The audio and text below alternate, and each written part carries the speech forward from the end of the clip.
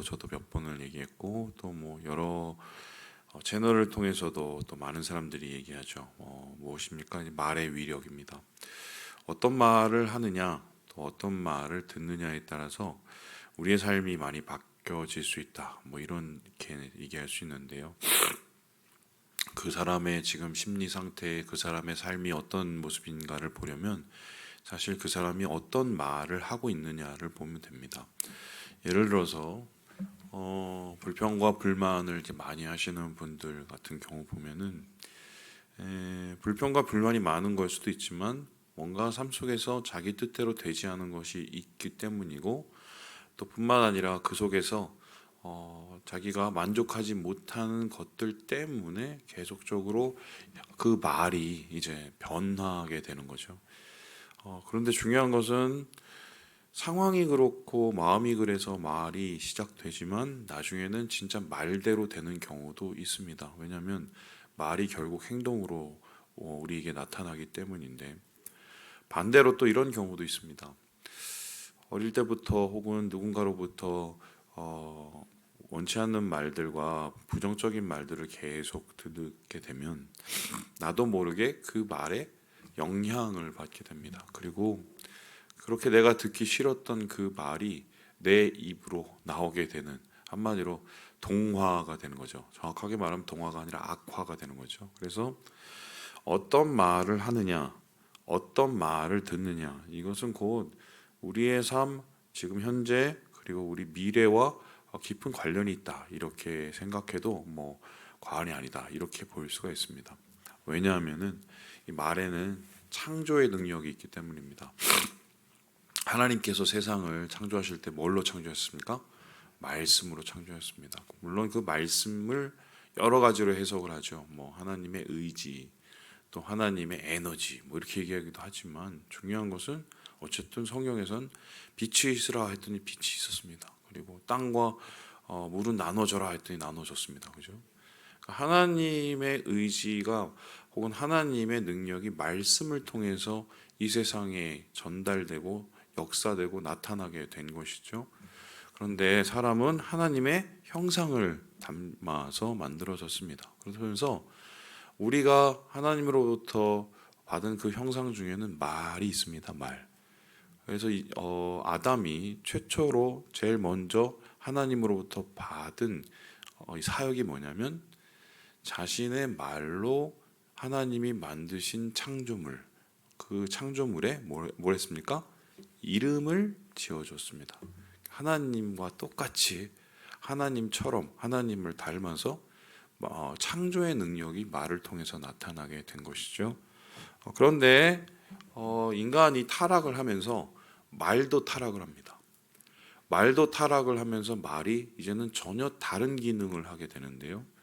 옛날에는 말을 통해서 무엇을 창조하고 생산적인 일을 했다면 인간이 타락하고 나서 제일 먼저 말로 한 게 뭐냐면 파괴시키고 엉망으로 만드는 그런 일을 하게 됩니다. 여러분 생각을 해봅시다. 제일 먼저 죄를 지을 때 사단이 하와를 어떻게 꼬셨습니까? 어떻게 욕을 했죠? 말로, 거짓말로. 이거 먹어도 돼. 먹으면 안 죽어. 하나님이 이거 동산의 실과 다 먹지 말라고 그랬지. 이런 식으로 말로 유혹을 했습니다. 그리고 나서 그 말 때문에 죄를 졌습니다. 그리고 나서 그 죄악으로 인해서 완전히 타락하게 되었습니다. 그러고 나서 하나님께서 아담에게 물었습니다. 네가 어디 있느냐? 그랬더니 제가 벌거벗음으로 숨었습니다 라고 했었을 때 물었죠. 너 왜 이렇게 됐니? 라고 물었을 때 여기에 대해서 아담이 뭐라고 그랬습니까? 하나님이 창조하신 나에게 갖다 주신 저 여자 때문에 이렇게 되었습니다. 제일 먼저 한 게 뭐냐면 남 탓하는 거였어요. 죄 짓고 제일 먼저 말로 남 탓하고 그리고 관계를 깨트리는 일부터 합니다. 그래서 그 후부터 말은 창조의 능력보다는 파괴의 능력이 점점 많아집니다. 파괴의 능력은 뭐냐면 우리가 있는 그 이상, 우리가 당하는 그 이상을 상상하게 만들고 두렵게 만드는 일을 하는 게 이게 말의 일이 돼버렸어요. 우리가 뭐 영적 전쟁이라는 걸 합니다. 무슨 뭐 삶은 영적 전쟁이고 예배도 영적 전쟁이고. 그래서 예전에 이제 DTS 뭐 이런 거 했었을 때 영적 전쟁 이런 거 가르쳤어요. 그래서 영적 전쟁을 어떻게 하느냐, 뭐 공중의 권세와 더불어서 권력 잡은 뭐 이 공중의 권세를 뭐 그런 거 많이 했습니다. 근데 여러분 그거 아십니까? 영적 전쟁은 어떻게 실제적으로 나타나느냐? 우리의 삶 속에서 어떤 느낌, 또 우리의 삶 속에서 어떤 감정을 건드리는 어떤 상황들, 그런 것을 연출시키기도 하지만, 제가 경험을 해보면 인간과 인간 사이에서 영적 전쟁은 대부분 말로 일어나고 말로 끝납니다.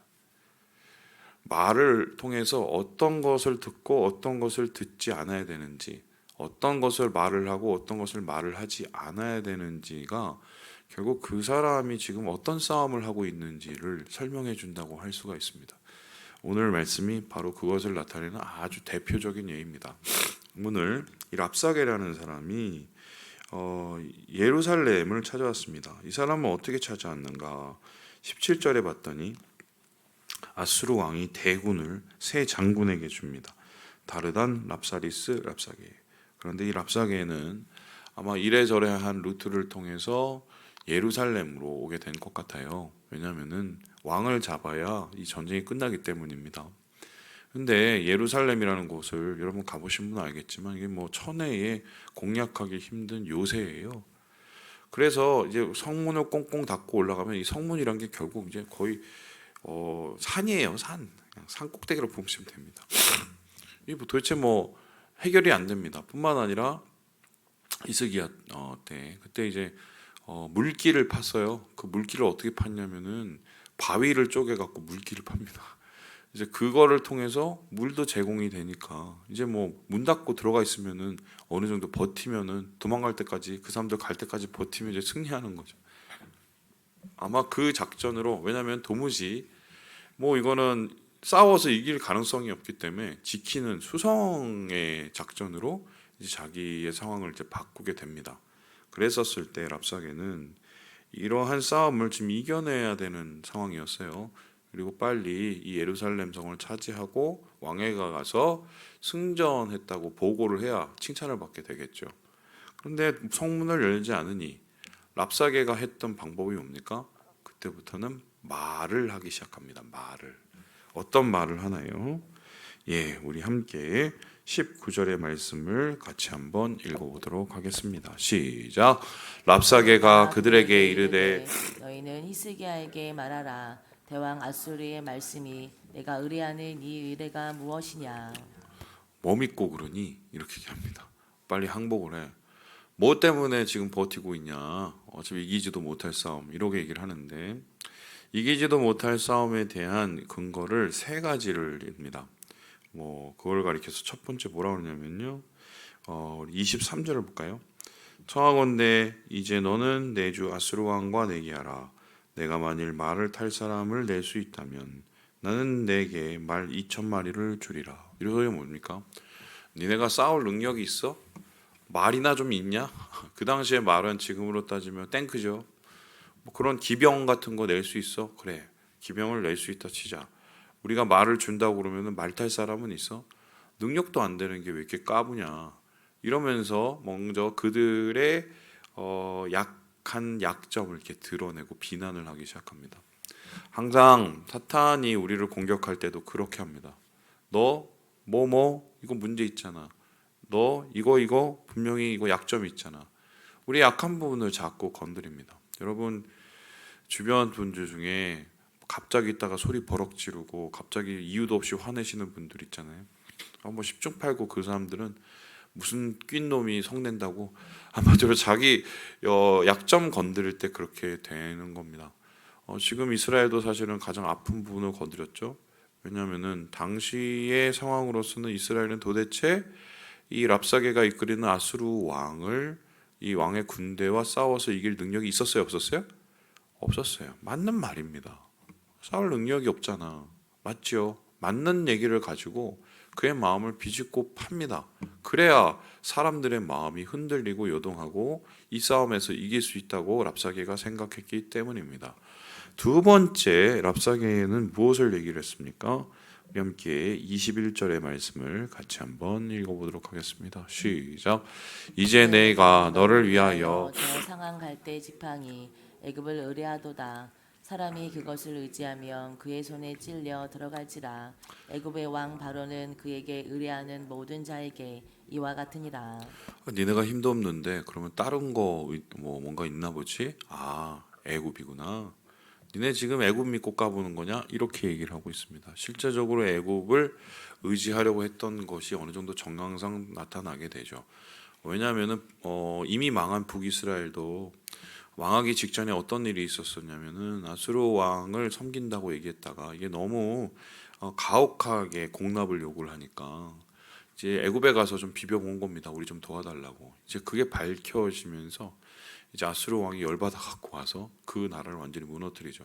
이런 사례들도 있기 때문에 당시에 아수르라는 나라를 대적할 나라는 애굽밖에 없었습니다. 아, 그러니까 니네가 지금 저 멀리 있는 애굽을 믿고 애굽이 도와줄 거라고 생각하고 지금 버티고 있는 거냐? 안 와. 걔네들은 그냥 말만 하고 도와주는 애들이 아니야. 이러면서 이제 얘기를 합니다. 여러분, 실제적으로 어떻게 됐습니까? 애굽 군대가 이스라엘 혹은 유다를 도와주려고 와서 군대를 이끌고 싸운 적이 있을까요? 없을까요? 지네 때문에 싸운 적은 있지만 유다와 북이스라엘을 지키기 위해서 싸운 적은 없습니다. 한마디로 자국의 이익을 우선시 여기는 뭐 철저한 냉정한 국제 사회예요. 국제 사회. 그러니까 이렇게 이야기를 하는 랍사게의 말이 맞아요, 틀려요? 맞는 얘기죠. 도와줄 사람 없죠. 우리도 생각을 해봅시다. 좋을 때는 뭐 다 도와줄 듯이 얘기하죠. 예, 좋을 때만 친구지 상황 나쁘면 친구도 아닙니다. 알죠? 진짜 친구는 어떨 때 빛납니까?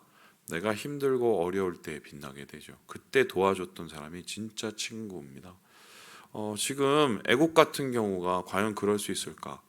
이스라엘 백성 혹은 남유대 사람들은 분명히 그걸 보고 있죠. 오질 않습니다. 맞아. 우리도 힘이 없고 그리고 도와줄 수 있는 사람도 없어. 아, 이제 우리는 아무것도 아니구나. 그들의 이제 마음을 절망시키게 되죠. 그리고 나서는 이제 랍사게는 제일 핵심적인 부분을 이제 건들기 시작하는데 22절에 이렇게 이야기를 합니다. 우리 함께 22절의 말씀을 같이 한번 읽어보도록 하겠습니다. 시작. 너희가 내게 이르기를 우리는 우리 하나님 여호와를 의뢰하노라 하리라마는 히스기야가 그들의 산당들과 제단을 제거하고 유다와 예루살렘 사람에게 명령하기를 예루살렘 이 제단 앞에서만 예배하라 하지 아니하였느냐 하셨나니.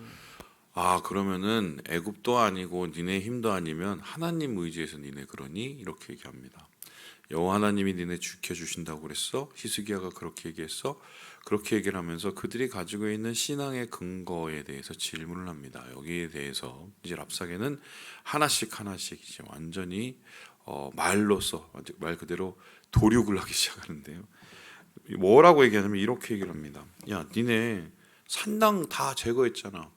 그거 여호와 섬긴다고 그러면서 예루살렘 하나 남기고 산당 제거한 거 그거 하나님이 좋아하시겠어? 이렇게 얘기합니다. 실제적으로 그 당시의 상황은 어떠면 이 모든 이 신전을 한 곳에 혹은 신앙의 중심을 한 곳에 이제 중앙에 놓는 그런 것보다는 많으면 많을수록 좋은 신앙이었어요. 왜냐하면 다신 신앙이었기 때문인데 이런 것에서 봤을 때는 하나님 섬기는 제단 혹은 이 산당 이런 거 다 제거했으면 이건 하나님 좀 싫어하는 했다는 식으로 이제 분명히 얘기할 수도 있는 상황인 겁니다. 내가 한 행동이 별로 도움이 안 돼라고 얘기했고 더 구체적인 얘기를 하기 시작을 하는데요. 예, 우리 함께 25절의 말씀을 같이 한번 읽어보도록 하겠습니다. 시작. 내가 어찌 여호와의 뜻이 아니고야 이제 이곳을 멸하려 올라왔겠느냐. 여호와께서 전에 내게 이르시기를 이 땅으로 올라와서 쳐서 멸하라 하셨느니라 하는지라. 내가 그냥 올라온 게 아니야. 다 허락받고 온 거야. 니네 그 하나님이라고 말하는 여호와 하나님이 여기 니네를 와서 징계하고 징벌하라고 얘기를 했어. 그러니까 이거 다 정당한 거고 이미 게임이 끝났어 이렇게 얘기를 합니다. 어느 정도는 맞을 수는 있지만 정확하게 맞지는 않습니다. 하나님께서는 이 유다라는 나라의 왕위를 지키시겠다고 다윗과 약속하셨기 때문인데 하나님의 이러한 약속을 완전히 뒤집는 이야기를 하게 되죠. 결국 이렇게 하나님과 이스라엘의 관계를 의심하게 만드는 말로 그들의 관계를 파괴시키려고 하고 있습니다. 사탄이 항상 이런 식으로 우리를 공격을 하죠. 생각을 해봅시다. 하나님이 진짜 너희를 사랑하는 것 같아?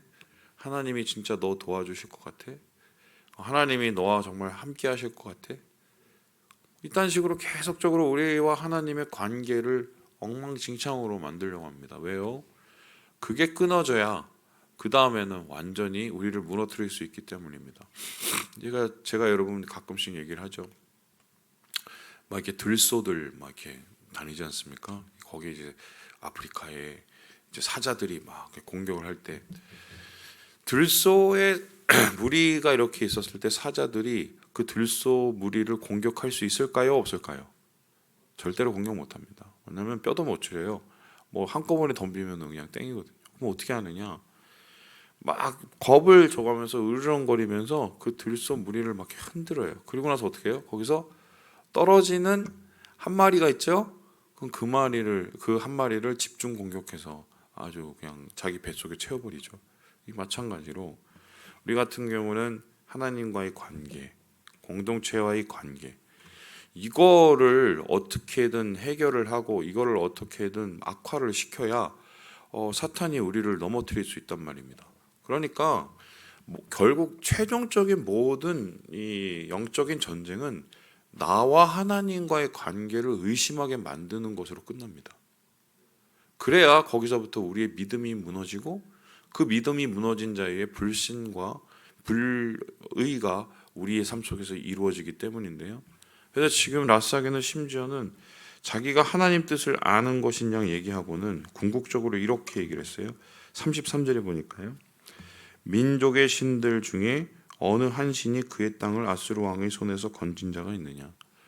야, 너네가 하나님 지켜준다고? 그래.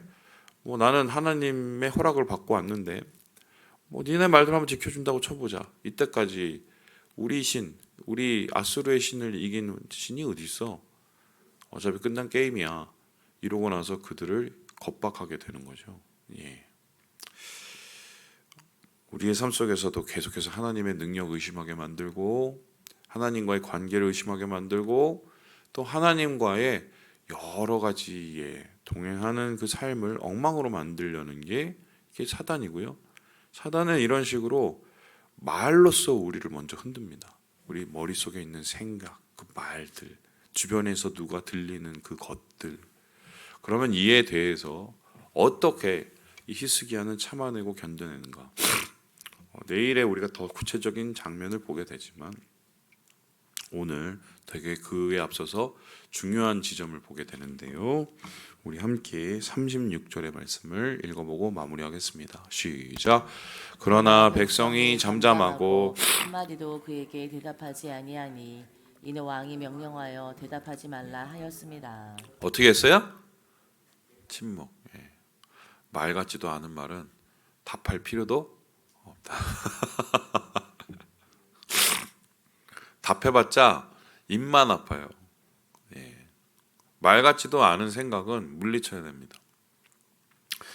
제가 이제 가끔씩 이제 기도해드리잖아요. 기도해드릴 때 뭐 우리 저 권사님들은 막 그런 기도를 좋아해서 나사렛 예수 이름으로 명하노니 오는 뭐 할지어다 그거 너무 좋아하세요. 예. 그러니까 저도 뭐 이렇게 합니다. 예. 또 그 기도의 능력이 있으니까요.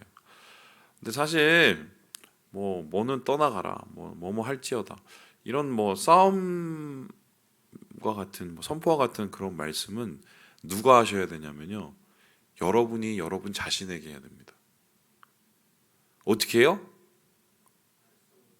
말씀을 가지고 여러분 자신에게 내 영혼아 어찌하여 낭망하며 어찌하여 절망하며 어찌하며 무너지고 하나님만 바라라.